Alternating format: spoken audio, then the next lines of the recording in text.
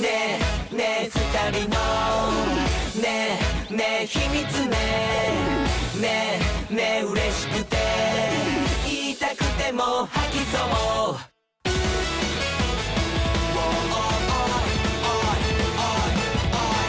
Jitsu wa Watashi wa, also known by its localized English name My Monster's Secret, began serialization as a weekly manga in Shonen Champion in January of 2013. The series was created by Eiji Masuda, whose previous work includes Tomei Ningen no Tsukurikata and Sakura Discord. His current series, Shukan Shonen Hachi, began in 2018. Jitsu wa ran for 196 chapters, finishing in 2017. In 2016, the manga received a 13-episode anime adaptation during the summer season. While the series was watched and enjoyed to a reasonable degree by fans of the manga, the adaptation failed to boost the profile of the series and it never really caught on in a huge way. This may have been due in part to the anime's failure to adapt the full series, leaving out a lot of what makes the series great. The manga still has its fans, but the anime is generally seen within these circles as a disappointment and a missed opportunity. Today I'd like to explore the question, was the anime really that bad? As well as take a look at why you should read the fucking manga.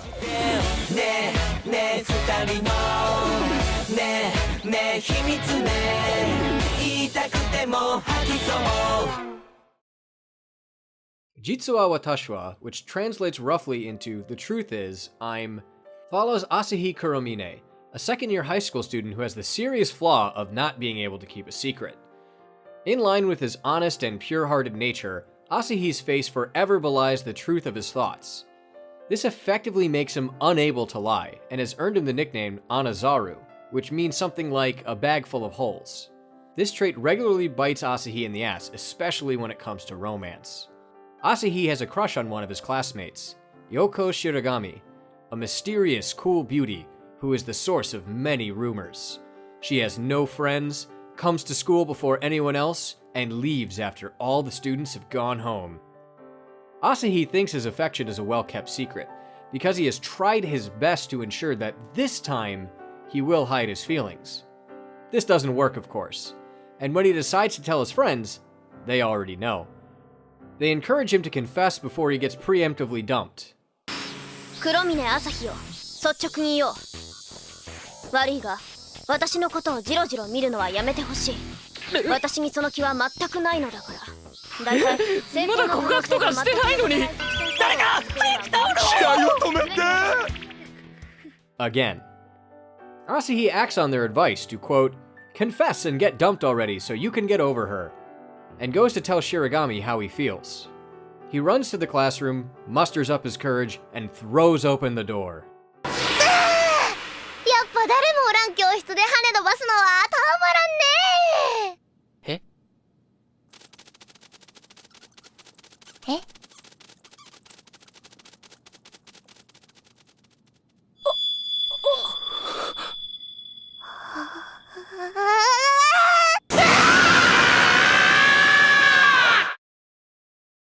As it turns out, and should have been obvious to anyone paying attention, Yoko Shiragami is a vampire. In addition to this, she has made an agreement with her father that she could attend a human high school, provided no one learns her secret. Meaning that now that Asahi knows, he has forced the girl he has a crush on to quit school.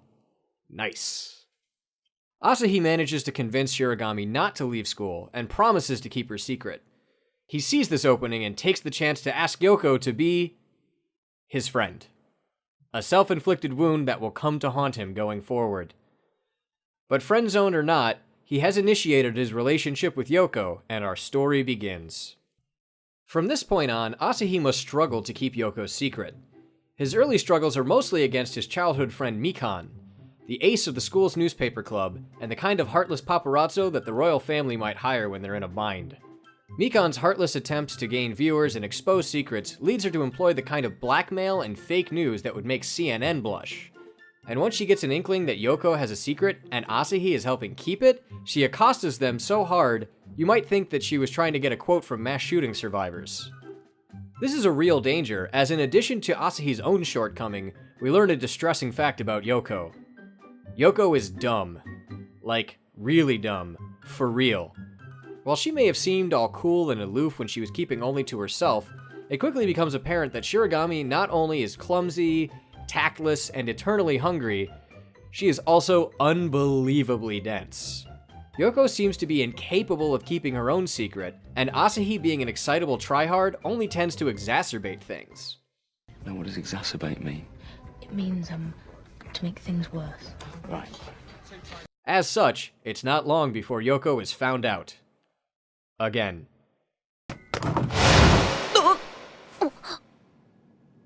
また君か、黒峰朝日。こんなに遅くまで残り、一体何を。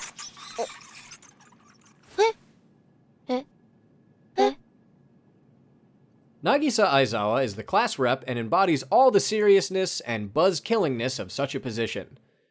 Her strict attitude and tendency to reprimand others, even her own teacher, means that she doesn't really have a lot of friends. This changes, however, when she walks in on a strange occurrence. 委員長、違うんだ。これはなんていうか、ともかく違うんだよ。頼む委員長、今見たことは全部忘れて。黒峰君、もうええから。なあ委員長。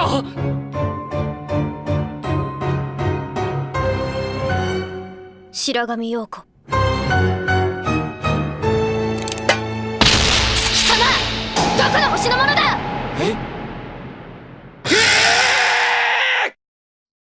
Nagisa is actually an alien, sent to Earth to perform reconnaissance and determine if Earthlings would be willing to accept alien contact, and trade for some sorely needed resources. Nagisa must protect her secret, or else she'll be called back from Earth and severely punished. Unfortunately, Nagisa is dumb. Like, really dumb, and seems to be incapable of keeping her secret. Nagisa and Yoko agree to keep each other's secrets. 案ずるな。私は人間に正体を明かすなと命令を受けているが、吸血鬼に明かすなとは言われていない。へりくつだな。And after a short confrontation about whether or not Asahi should erase his memories of Nagisa and Yoko's secrets using Nagisa's high-tech memory eraser device, Asahi is entrusted with another secret to be terrible at keeping. It's at this point that one element of the anime becomes more apparent. The anime is out of order. Chapters from the manga are shuffled around and characters are swapped out in some cases to adjust for those who haven't been introduced by that point. The anime takes a few episodes to give us some stories with the characters that we have, that being Asahi, Yoko, Nagisa, Mikan, and Asahi's trio of friends. This isn't necessarily a bad thing, but it does necessitate some changes. In some cases, sequences of events are pulled from later in the manga and mixed together with earlier chapters that follow a similar story structure. This works better than you might think thanks to the theme of repetition which is present throughout the series. But it does sort of jumble things around. For example, Nagisa isn't even part of the story yet when Asahi visits a sick-at-home Yoko, and Mikan finding tiny Aizawa and thinking she's a figurine is from much later in the manga. But this was needed to make up for not having the character who is part of the manga chapter introduced yet. One major change that is made is introducing Mikan's secret earlier in the story. Mikan Akemi is the previously mentioned demon queen of the newspaper club. She's Asahi's childhood friend and will victimize, slander, and stalk anyone she thinks will provide her with a fake story that will draw readers. While she may be a huge bitch early on in the series, she does mellow out and become very likable. She gains a lot of depth and grows throughout the events of the story. Mikan is actually in love with Asahi, something she desperately hides using her antagonistic persona to keep him away and to maintain the status quo. But there's a problem with this. Mikan is dumb. Well, actually not that dumb. She's honestly one of the smartest characters in the series.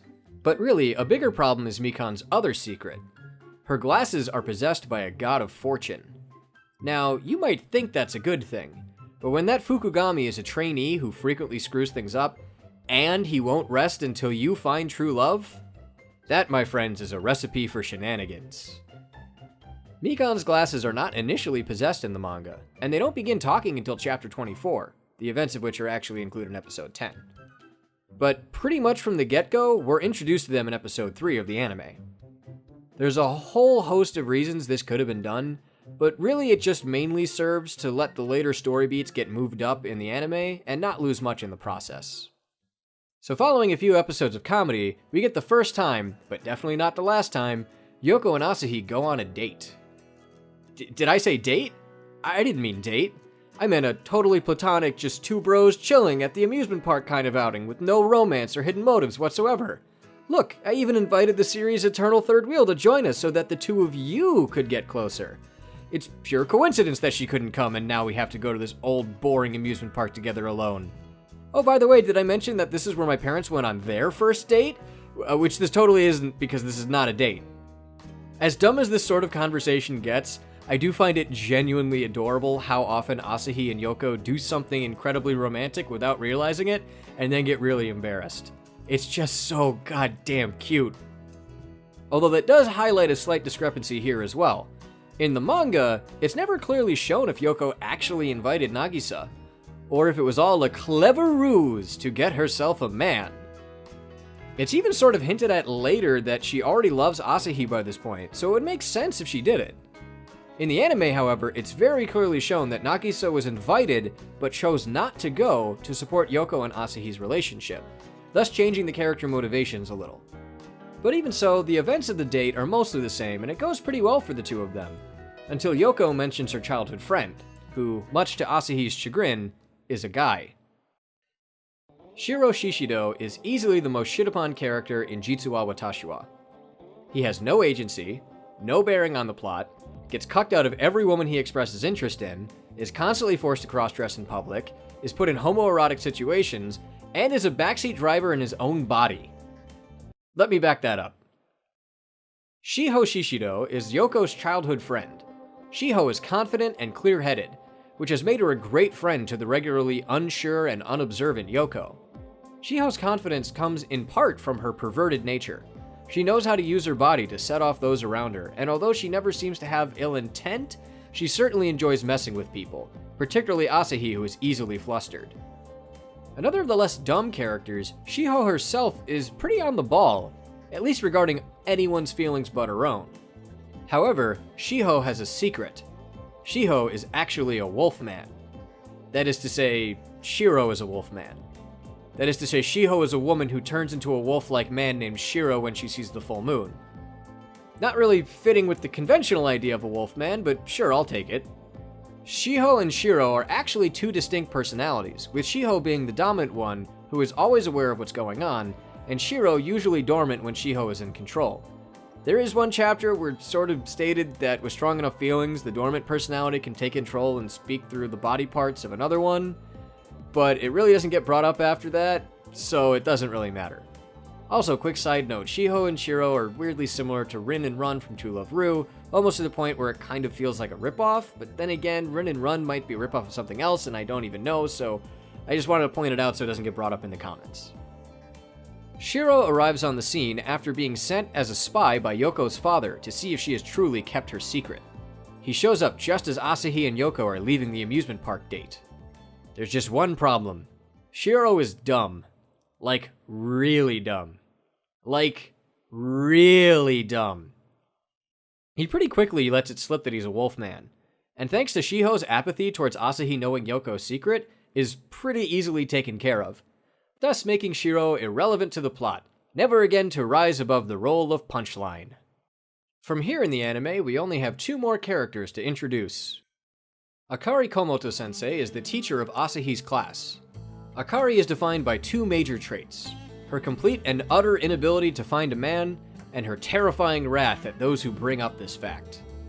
Akari is a former delinquent, and a feared one at that, but like all great teachers with a delinquent past, she only wants to guide her students to becoming successful adults, and only uses violent methods on them when they really deserve it.